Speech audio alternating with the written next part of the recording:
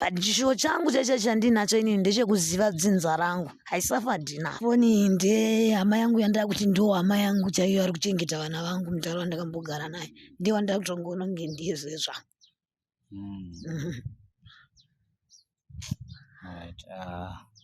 Shemu tinovimba kuti muchabatsirikana nekukasika so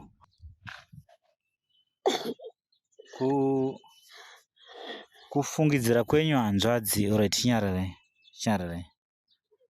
chinyararai kuchema tichingopedzisa chinyararai hanzvadzi. Kusangana kwatiri kuita zvakare paChibanda Media muineni wenyu Manass mwana wekwaChibanda. Hanzvadzi wakadii? Tiripo makasimba here Nkomo? Aiwa tiri nani zvedu. Mungatipo here zita renyu? Inini ndinonzi Experience Chikuya, iri senemu yekwana amai.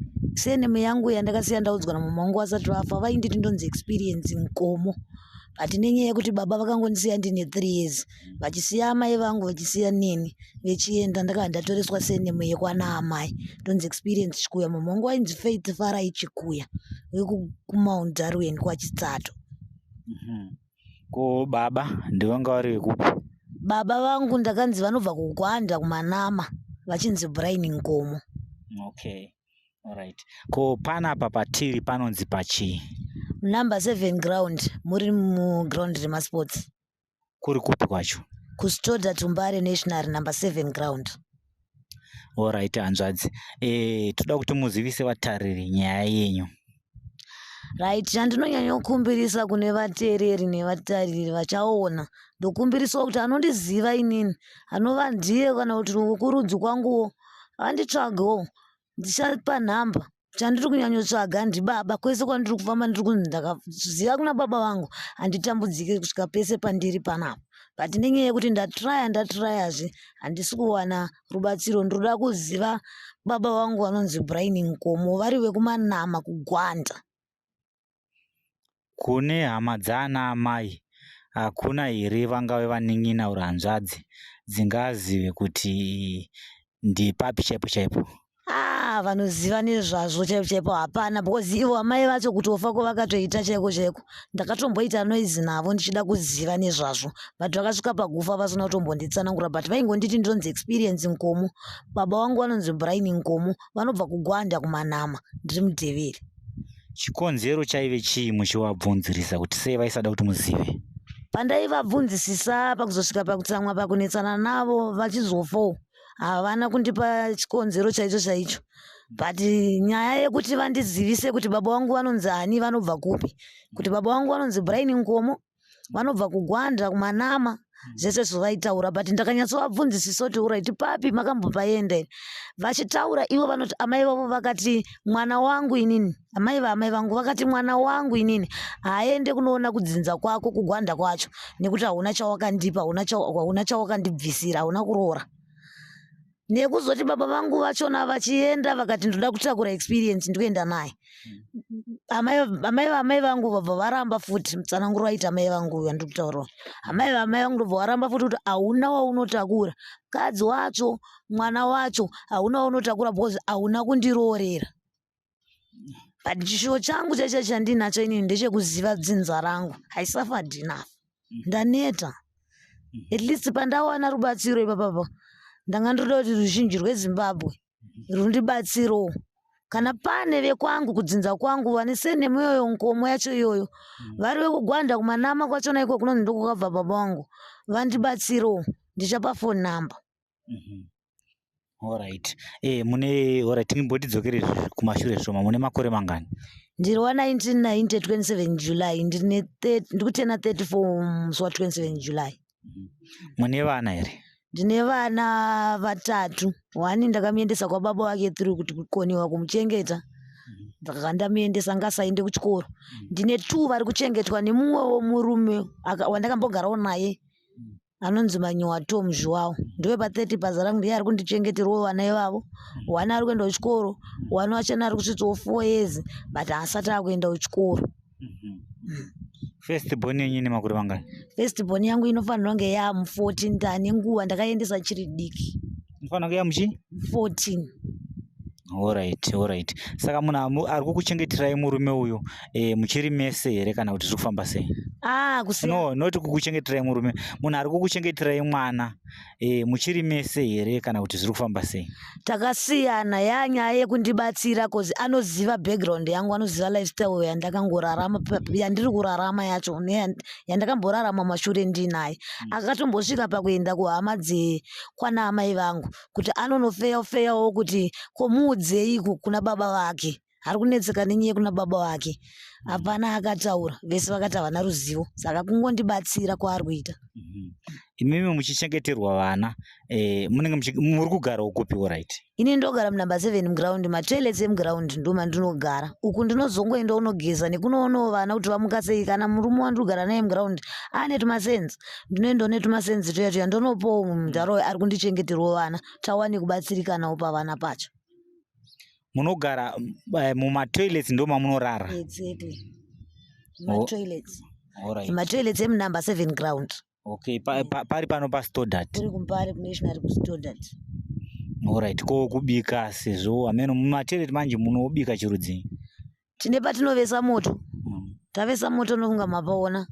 Tavesa moto ipapo vakomana vanobika. Kana wabika ndakarara mungoto mangu mane ndakarara nekuti ndiri mukadzi mumwe chete. Pane varume vakawanda. Murume wangu anondipakurirawo chabikwa nevamwe chocho ondipawo ndodya.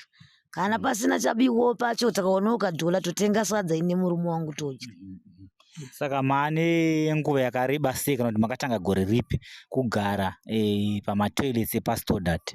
Pandakatanga kudanana nemukomana anogara pamatoilets kuti ndizogara pamatoilets taane 5 years if you can say. Tobva tazombobatanidzwawo tumari, tajumwa tumari tataenda kunonzi kuhople. Kuhople hatina kugara mwedzi yakawanda, takakoniwa kuzobhadhara mari yerent kuti zvigupi zvacho zvaanonhonga hazvisi kunyanya kubhadhara. Saka tine 3 months tabva tiza kuhople nenyaya yekukoniwa kubhadhara mari yerent. Saka tiripo futi pamatoilets pacho patinogara ipapo. Alright, ndanasonzwisisa. Muri kuti maane 5 years makambobvapo muchienda kuhople, vamakoniwa kubhadhara mari yerent, vamadzoka zvakare pamatoilets. Alright, maibhadhara mari kuhople? Taibhadhara $20 parent. Nekuzodawo chikafu. Saka pa$20 iyoyo chimeans tine chikwereti chavo landlord che60. Vakatombovona landlord vakati yamburitse zvinhu zvenyu toda kuisa munhu, but kuburisa kwacho hatina kwekuzviburisa tichizviendesa. Ndonyaya yekuti hatina watinozoziva ikoko, takanga tangofungisanawo nemurume kuti tienonogarawo ikoko, so hazvazokona. Saka pekuzviburisa tichizviisa futi ikoko hatitorina. Apo landlord vari kuda mari yavo, saka takangotongoudzana kutoti hapana munhu ari kuenda ikoko kusvika taunganidza mari, but hatisi kukwanisa kuiafoda because zvinhu zvakaoma, kunze kwachona kwakatooma. Alright, mataura nhau yevarume vaviri apa, mati kune murume ari kukuchengeterai mwana, mazoti zvakare kune murume wamurikugara naye. Right, murume wamurikugara naye pamunenge muchibva paari muchiti ndakumbonoona vana, achiziva iye kuti kune mumwe murume ari kuchengeta vana ava, haaite jealousy here? Jealousy anoita, but inyaya yekuti iye wachona haakwanise kundibatsira kundida inini nevana because hatina pekuvaisa. Takaona kuti nditovatora futi ndivagarise futi pamatoilets hazviite, but ada uyu mundaraunda ndangambogara nayo ada kundibatsira, saka bheta ndingotobatsirikana kuvana. Right, inini ndakasafa zvangu ndiri ndini, at least zviri nani than kuti ndosafa inini ndo handasafisa futi vana. Saka ndakangoti vasiye. Iye jealous anoita, but dzimweni dzenguva dzacho iye ndiye anotoendawo ikoko, ononosiyiwo kana zvimajigisi zvaanonga kana zviwo zvaanongawo pamadhambi anovaendesera. Kana akatovaona mari anotovapawo nyanga netumabhondi, tengai majigisi, tengai mayewo, kuratidza kuti anenge achizviziva kuti vana vacho hatina pekunge tichivaisa, isigara mumatoilets. Saka munenge muchimubhadhara nemurume ari kuchengeta vana venyu? Murume ari kuchengeta vana uyu haana kunge ataura zvokubhadharwa, ende iye haasi kutoda kubhadharwa, but inyaya yekuti anoziva kuti zvakandiomera. Kubva pakafawo mama vangu, vekwana amai vachona vakatanga kundikandirana havana kundiratidza rudo. Mumwe atenda uku, mumwe atenda uku. Vana sekuru vangu chaiva nevakadzi vavo vainawo, but ndaitovabatsira kana uri makotoni, ndakatosiya ndatovabatsira uri makotoni, but mubatirwo wacho wandinoitwa semunhu mukuru. Unotongoona kuti panapa mukadzi wasekuru vangu wanzadzi yamai vangu haasi kundida pano. That's why ndakaita option yongoti mama wangu achifawo ndatenderedzwa ndikati bheta ndidzokere kumbare. Ndadzoka kuno kumbare ndatanga kugara kuno kumbari chingoita zvotendera apa ndarara tikaona wandikecha ndarara tikaona wandisumudzawo apa ndarara chingowana pekuti ndigeze ndinge ndiri munhu ndionekerewo pane vamwe then ndopandakazosangana neyeye mukomana wemugraundi tiri pabhesi pedu patinonge tichitandarira netimu rangu randotandara naro tibva tatanga kudanana ndopandakatanga kugara naye ipapa mugraundi matoilets mataura nyaya yekukechwa kukechwa natsotsanangura ipapo handisina zonzwisa kuti kukechwa kuita sei. Alright fine unenge wakamira pabhawa wakaonawo murume akuti ari kukuda ndezveipapo zvetaimu iyoyo ari kukudawo omutsanangurira mari yaunenge uchida okupawo mari yacho yawataura akupa mari yawataura iwewo oenda naye kana kuri kumba kwake sezvo handina papangu ini kuri kumba kwake oenda naye onovata naye mari yako anenge akupa obva wamuka kana kuri kuseniseni vanhu vasati vazviona pamwe ari kuloja pamwe akuita sei obuda ndokunonzi kukechwa right kushandisa muviri wangu right kuita bonde nemunhu zvenguva iyoyo ichikubhadhara mari. Makazviita kwenguva yakareba sei? From 2009 till now. Right, saka vana ndanzwa muchiti mune vana vatatu pavana vatatu ava vana baba vacho munovaziva here? Ya ndovaziva.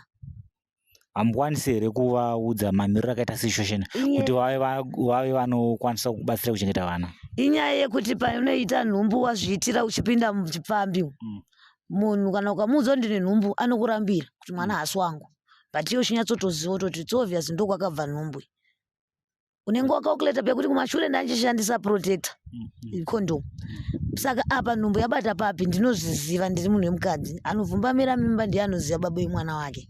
That's the truth. Saka ndinenge nchitoziva but inyaya yekuti vanenge vakaramba vana vacho. But munokwanisa kuvapruvha kuenda navo kana kuma DNA test kuti kuratidza kuti ndimi iwe ndiwe muridzi wevana? Inini ndinozvikwanisa izvozvo ende ndozvandanichishuwira futi zvimwe zvacho. Nyaya yemadNA yevana ivava ari kudiwa kuitira kuti pandinofawo inini vana vangu vanenge vachiziva kwavakabva vasazotendera sezvandiri kuita ndichitsvaga baba zvamai manje. Ndozvandiri kutoona kuti kesi yacho inenge iri kutoramba ichikura kuti imi makakura musiri kuziva baba vana venyuwo zvakare vasi kuziva baba. Ndofunga kuti kesi inofanira kubhrekwa iyoyo.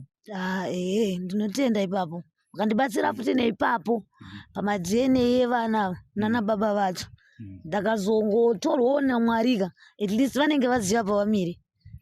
Vana vese vari vatatu hapana here mumwe chete ana baba vakabvuma? Ana baba vakabvuma ndiye akaenda kwababa wake kwazvimba wandakabva naye kubhindura wandakanga ndaitira kubhindura kunova ndiko kwandaigara namama wangu nastepfather vangu kundiende zochikoro. Saka muri muchipfambi umu maibhadharisa mari? Zvinoenderana nekuti wakati uri kuda zvenguva pfupi munhu akatarira zvenguva pfupi unomutanga uri pa5 ukamutanga uri pa5 it's obvious munhu achachema anodzikwa kusvika pa3 kana pa4 pa3 wakati night munhu unomutanga uri pa15 but pa15 zvamai manje hakuna achabvuma munhu anogona kuudza zve7 kana 6 atiri kudonhedza kumashure but nenyaya yekuti unenge usina imwe option imwe sarudzo yekuita unotongoenda unovata naye. Saka pazuva imi maigona kurara nevarume vangani? Ini ndine bad luck. Ndine bad luck. Kukechwa ndinoona kunge zvisiri mandiri futi uro varume vachona vasingatombo hameno handinyatsonzwisisa kuti ndambuya kana ndani ndakatokhechwa kamwe chete ukazondona ndadzokera kukechwa kechituka dhero ndechiti ndine lucky because ini ndakakechwa ka1 kechituka kacho munhu akauya kandikecha ndotanga kutuka but mari nchida ndogona kutoshaudha.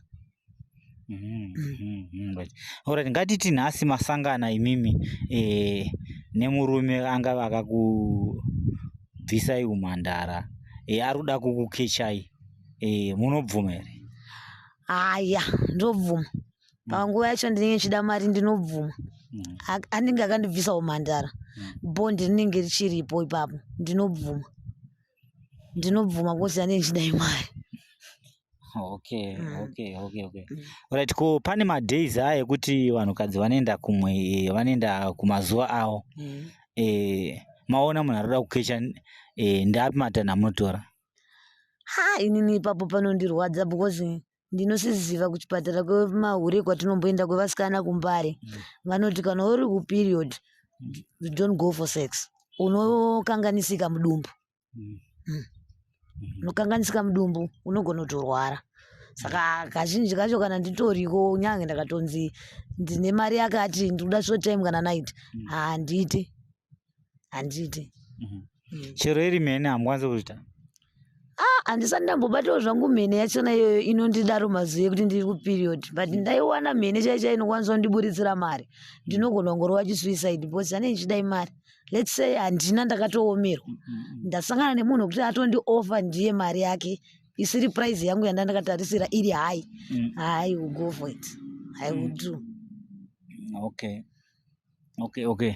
Ngatiti muzuva ranhasi masangana kana kuti nemurume akavimbika arikuda kuti akuroorei munokwanisa here kusiya basa ramuri kuita here muchipinda mumba?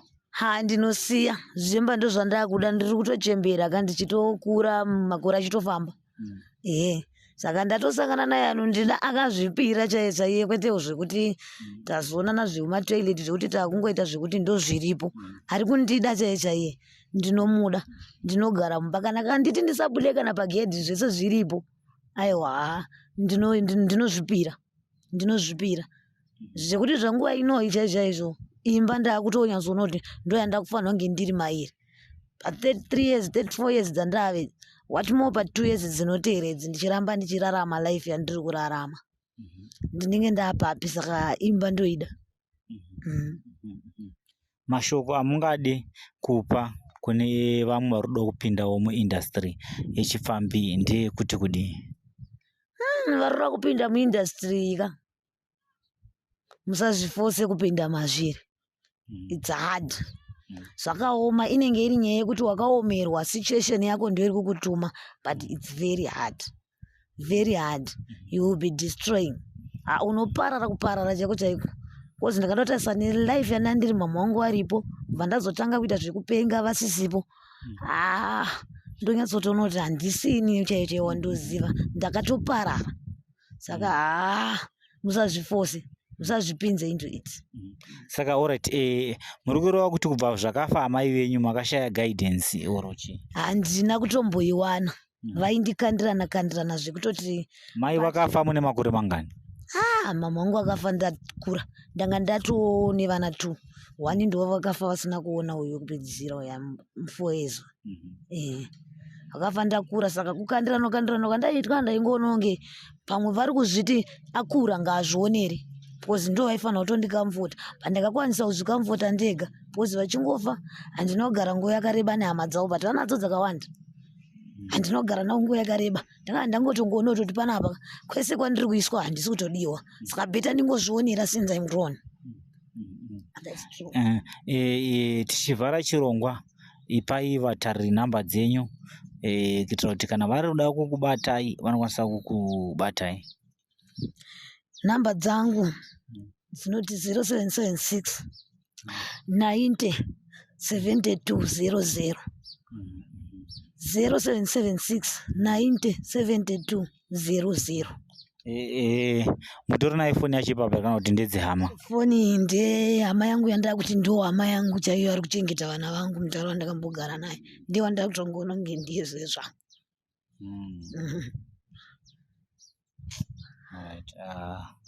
Shem, tinovimba kuti muchabatsirikana nekukasika so kune vatariri kunogona kunge kune vatariri vanoda kuti vakubatsireiwo ameno chamunofungidzira imimi kuti mungade help yakadii? Kunogona kunge kune magood samaritan. Help yandingade ndestart yekuti ndizvibhadharire rent kuno kumbari kunenge kune vana vangu ndotorawo vana vangu ndogarawo navo ndodawo start yekustarta kana business rekuhodha kana huku tichitengesawo sezvoitawo vamwe vakadzi right ndogona kubooster. Ndine passport anenge achikwanisa kuti kundibatsirawo anokwanisa kundipo mari yekuti ndikwanise kuendawo ndinonotorawo zvehembe kana kuMosken kana SA side ndotoro ndowana kubatsirikawo nevana because chandaa kuziva ndechekuti ndangoini nevana vangu ndo hama dzangu.